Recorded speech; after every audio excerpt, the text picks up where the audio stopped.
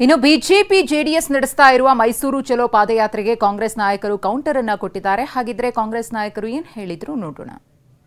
ಕೋರ್ಟಿಂದ ಏನಿಲ್ಲ, ನಾವೇ ಹೇಳಿದೀವಲ್ಲ ಕೊಡ್ತೀವಿ ಅಂತೇಳಿ. ಅವರು ಇಲ್ಲ ಕೋರ್ಟ್ಗೆ ಹೋಗಿದ್ರು, ಕೋರ್ಟ್ ರೆಫರ್ ಬ್ಯಾಕ್ ಮಾಡಿದ್ದಾರೆ. ಕೋರ್ಟಿಗೆ ಮುಂಚೆ ನಾವೇ ಹೇಳಿದೀವಿ ಕೊಡ್ತೇವೆ ಅಂತ. ಯಾಕೆಂದ್ರೆ ಅವರು ಯಾವುದು ಕಾನೂನು ಬಾಹಿರವಾಗಿ ಮಾಡೋದಿಲ್ಲ, ನಾವು ಪೀಸ್ಫುಲ್ ಆಗಿ ಮಾಡ್ತೀವಿ ಅಂತ ಹೇಳ್ಕೊಂಡಿದ್ದಾರೆ. ಅದಕ್ಕಾಗಿ ನಾವು ಕೊಡ್ತೇವೆ ಅಂತ ಮೊನ್ನೆನೇ ನಾನು ಮುಖ್ಯಮಂತ್ರಿಗಳ ಜೊತೆ ಮಾತಾಡಿ ತೀರ್ಮಾನ ಮಾಡಿದ್ದೇವೆ.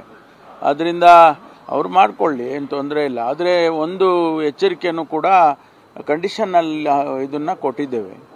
ಏನು ಕೂಡ ಯಾವುದೇ ಅಹಿತಕರವಾದ ಘಟನೆಗಳಾಗಬಾರ್ದು, ಸಾರ್ವಜನಿಕರಿಗೆ ತೊಂದರೆ ಆಗಬಾರ್ದು, ಆ ರೀತಿ ಎಲ್ಲ ಒಂದಿಷ್ಟು ಕಂಡೀಷನ್ಸ್ ಹಾಕಿ ಕೊಟ್ಟಿದ್ದೇವೆ. ಒಳ್ಳೆಯದಾಗಲಿ ಭಾರತೀಯ ಜನತಾ ಪಾರ್ಟಿಗೆ. ಆದರೆ ಅವರು ಭಾರತೀಯ ಜನತಾ ಪಕ್ಷಕ್ಕಿಂತ ಭಾಗಶಃ ಜನತಾ ಪಕ್ಷ ಆಗಿದ್ದಾರೆ. ಯಾಕಂದರೆ ಅವರ ಸೀನಿಯರ್ ಲೀಡರ್ಸ್ ಯಾರಿದ್ದಾರೆ, ಯತ್ನಾಳ್ ಅವರು ಇರ್ಬೋದು, ರಮೇಶ್ ಜಾರಕಿಹೊಳಿ ಅವರು ಇರ್ಬೋದು, ಇವ್ರು ಯಾರೂ ಕೂಡ ಅದರಲ್ಲಿ ಭಾಗವಹಿಸೋದಿಲ್ಲ. ವಿಜೇಂದ್ರ ಅವರ ನೇತೃತ್ವವನ್ನು ಒಪ್ತಾ ಇಲ್ಲ ಅಂತ ಭಾಳ ಎದ್ದು ಕಾಣಿಸ್ತಾ ಇದೆ. ಆದರೆ ಅವ್ರ ಪಾರ್ಟಿನಲ್ಲೇ ಒಗ್ಗಟ್ಟಿಲ್ಲ.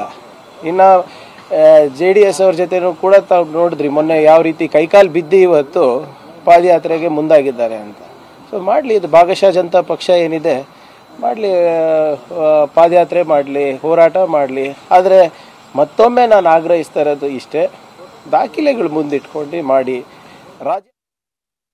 ಕಾಂಗ್ರೆಸ್ ಪಕ್ಷದಲ್ಲಿ ಇವತ್ತುವರೆಗೂ OBC ಒಬ್ಬ ಮುಖ್ಯಮಂತ್ರಿಗಳಾಗಿರೋದು ಬರೆದಿಟ್ಕೊಳ್ಳಿ. ಆಧಾರ್ ಪಕ್ಷ ತಗೊಳ್ಳಿ ನೀವು ಲಿಸ್ಟು. ದೇವರಾಜ ಅರಸು ಅವರು, ಬಂಗಾರಪ್ಪಾಜಿಯವರು, ಧರ್ಮ್ ಸಿಂಗ್ ಅವರು, ವೀರಪ್ಪ ಮೊಯ್ಲಿ ಅವರು, ಇವತ್ತು ಸಿದ್ದರಾಮಯ್ಯ ಅವರು. ನಾನು ಕೂಡ ಒಬ್ಬ OBC ಅಧ್ಯಕ್ಷ ನಾನು ಪಕ್ಷಕ್ಕೆ.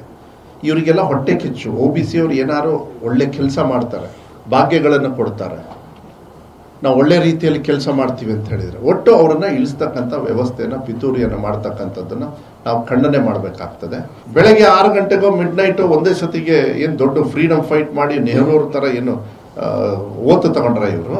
ಬೆಳಗ್ಗೆ 4 ಗಂಟೆಗೆ ಏನೋ ಗವರ್ನರ್ ಹೋಗಿ ಕೊಟ್ರಲ್ಲ, ಅವಾಗ ಹೆಂಗೆ ಯಾವ ವಾಷಿಂಗ್ ಮಿಷಿನಲ್ಲಿ ಕ್ಲೀನ್ ಮಾಡಿದ್ರಂಥದ್ದು ತಗೊಬರ್ರಿ ನೋಡೋಣ. ಯಾವ ವಾಷಿಂಗ್ ಮಿಷಿನ್ ಅಂತ ನಾಚಿಕೆ ಆಗಬೇಕು ತಾನೆ.